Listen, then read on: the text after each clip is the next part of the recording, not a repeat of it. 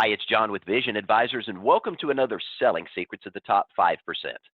This is selling secret number 18, the madness of following the crowd.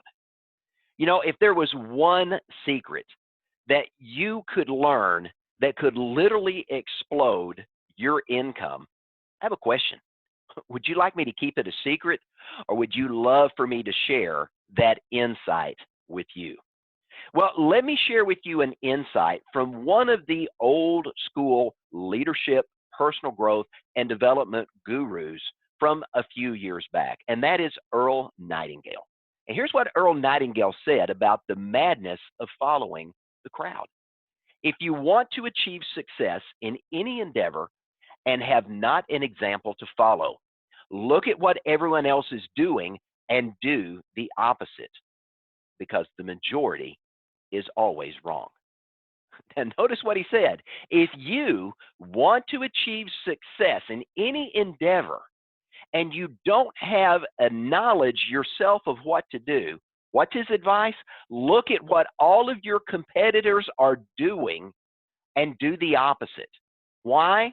Because the majority is always wrong. And here's what we know. If you're doing the same thing as your competitors, you're going to get the same results of your competitors. Now, if you've been a listener to our Selling Secrets podcast for some time, you know that 95% of all marketing fails. Why is that? Because you're delivering either the wrong message, or you're delivering the message to the wrong audience, or it's the wrong time, or you're using the wrong marketing medium. These four elements are required to make sure that you are getting your message out to the right person at the right time with the right message they need to hear, and presenting it on a marketing channel in which they are tuning into to get information, education, entertainment, or inspiration. Now, one of the things the top 5% understand is that when it comes to marketing and reaching out to individuals, they understand the madness of following the crowd. And so the top 5% think outside the box.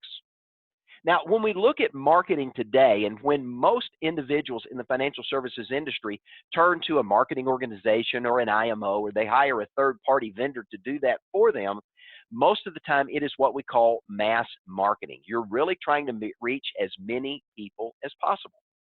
And here's what we know about most ad agencies and most marketing firms. They want to target everyone. They keep the demographics that they work into as broad as possible to get you in front of the largest number of people that have even the remotest chance of engaging with you. Now, that, in my opinion, is a recipe for disaster. And as we look at the results of most individuals that hire marketing organizations, or they go to a third-party vendor to do direct mail or to do some type of social media campaign, it doesn't work, because it's the madness of following the crowd, of doing the same thing everybody else is doing and expecting a different outcome. Albert Einstein said that is the very definition of insanity. But here's what we see going on.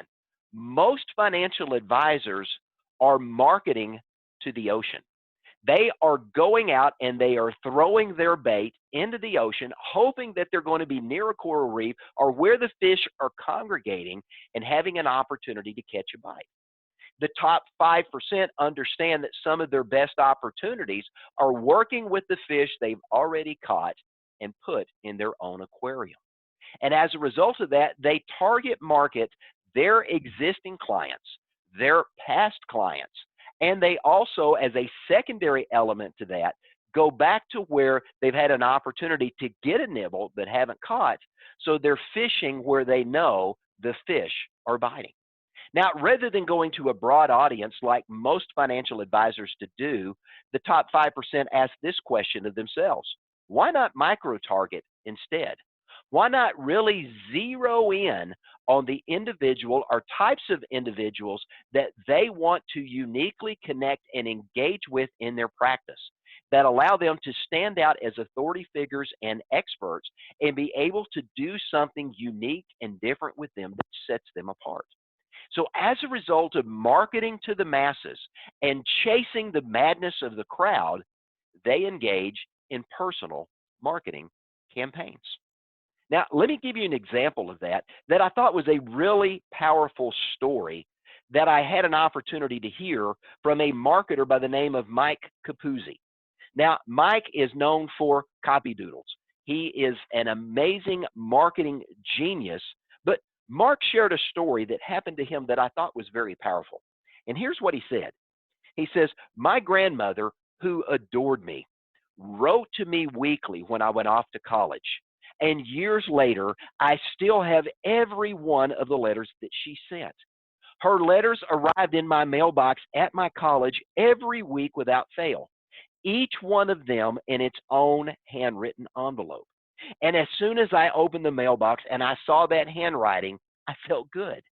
And no matter what else was going on in my life, exams, school activities, or day-to-day stress, I immediately stopped what I was doing. I ripped open her letter and I read every word. For a few minutes, nothing else mattered, and she had my undivided attention. Looking back years later, Mike says, I learned my grandmother's letters taught me a valuable lesson about crafting my own personal marketing campaigns. Why? Because when I read her letters, they were written to me personally. They were for me, not my sister, not my cousins. They were specifically written to me. Those letters always stood out in my mailbox because they were so distinctive. They were hand addressed to me. There was no doubt that that letter was written just for me.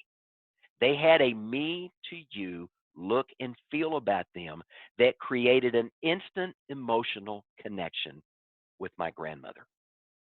Now, think about what Mike just said.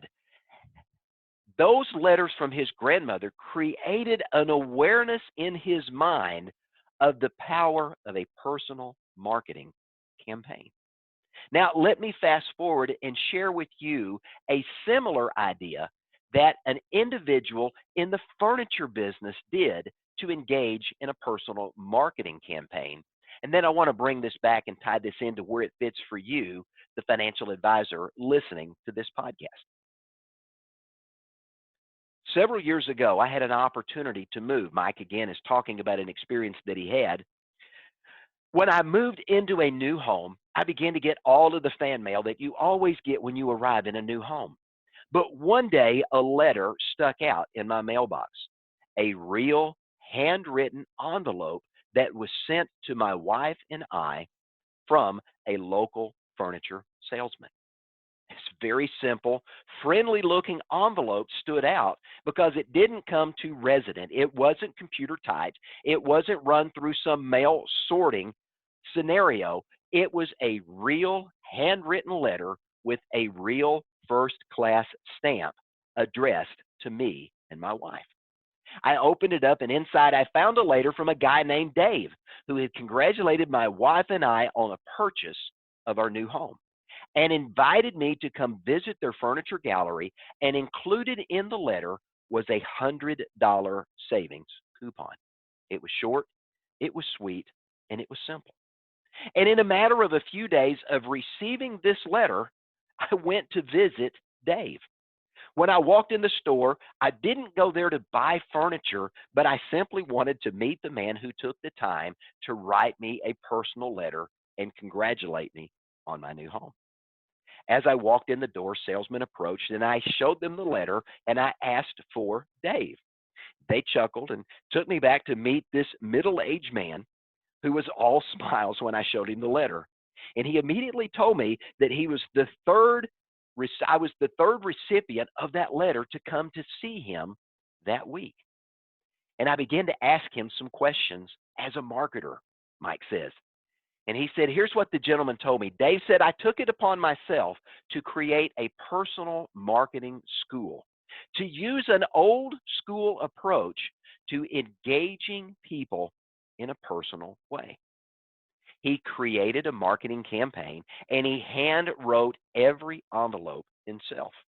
To the surprise of some of the younger men and women that were sales professionals in the store, they scoffed at him until people begin to come in again and again and again, bringing that letter with them and that coupon for that $100 savings to have a conversation.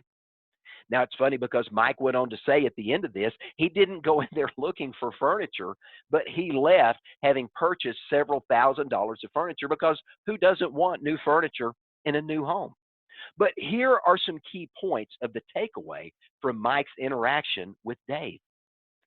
Dave connected with Mike and his wife with the right message at the right time, using the right marketing medium to engage with them and to talk with them about something that was near and dear to them, and that was the purchase of their new home. The combination of connecting with a handwritten letter and focusing his verbiage in his letter to an audience of one turned out to be a winner. The look and feel of a personal, handwritten message got the audience's attention and caused them to respond. Now, let's break that down to where you are as a financial services professional. You've got a ready, available audience today in your existing clients. They bought from you, they know you, they like you, they trust you.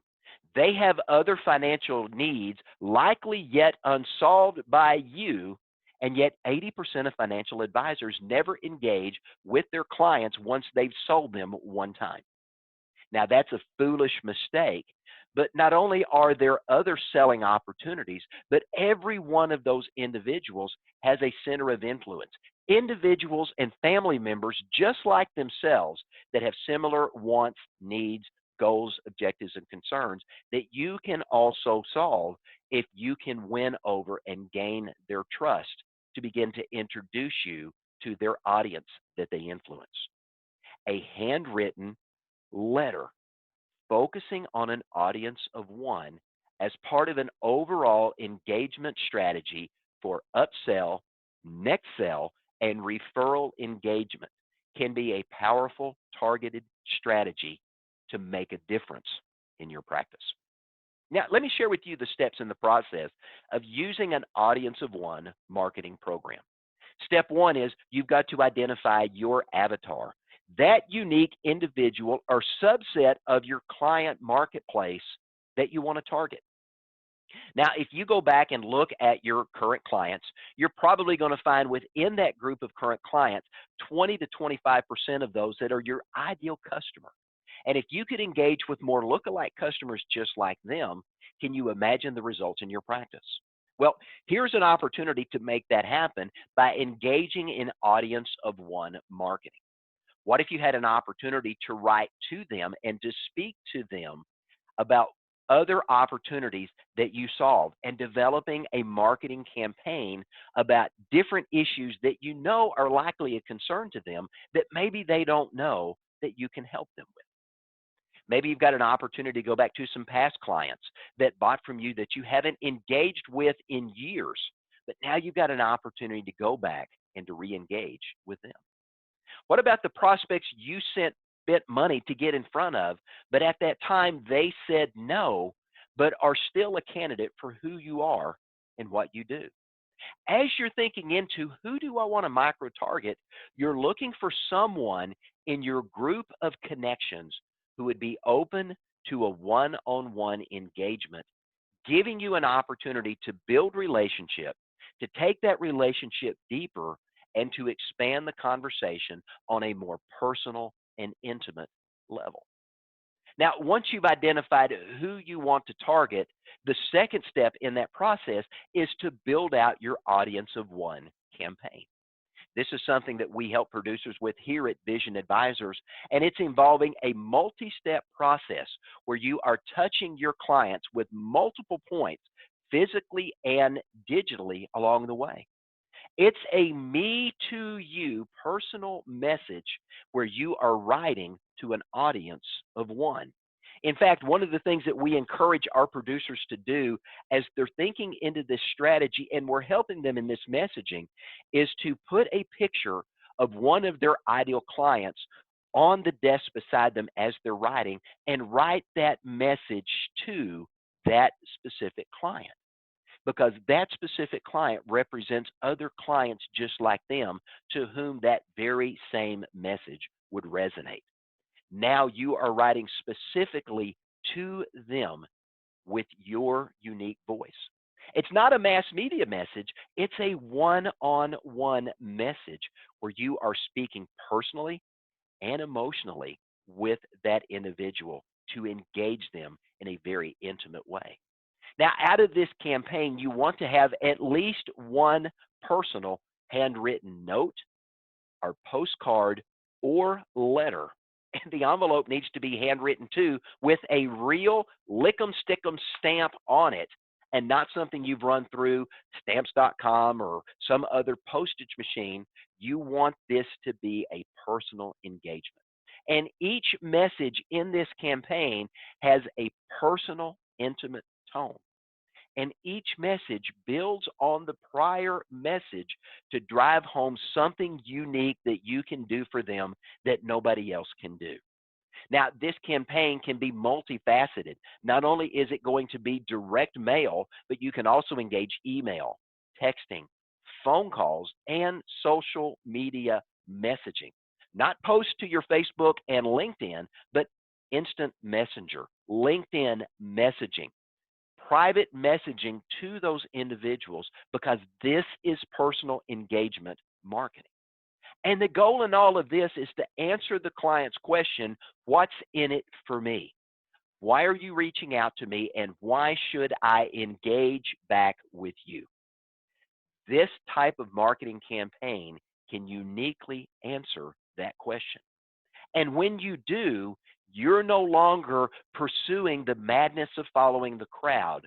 You are targeting those individuals that want and need what you offer. They've already engaged with you once, and they'll engage with you again if you continue to pursue them. And if you serve them well, continue to add value and stay engaged with them, this type of campaign can also open the door for them to become a walking, talking billboard, a cheerleader, a raving fan that will introduce you to customers just like them. That now you've got an opportunity to really target your marketing where it works. So let me challenge you to think into what Earl Nightingale said. And if you're doing the same thing everybody else is doing and you're shocked the outcome is not better, remember, 95% of all marketing fails because it's the wrong message, or it's delivered at the wrong time, or it's delivered to the wrong person, or it's delivered using a marketing medium where your clients aren't looking or listening.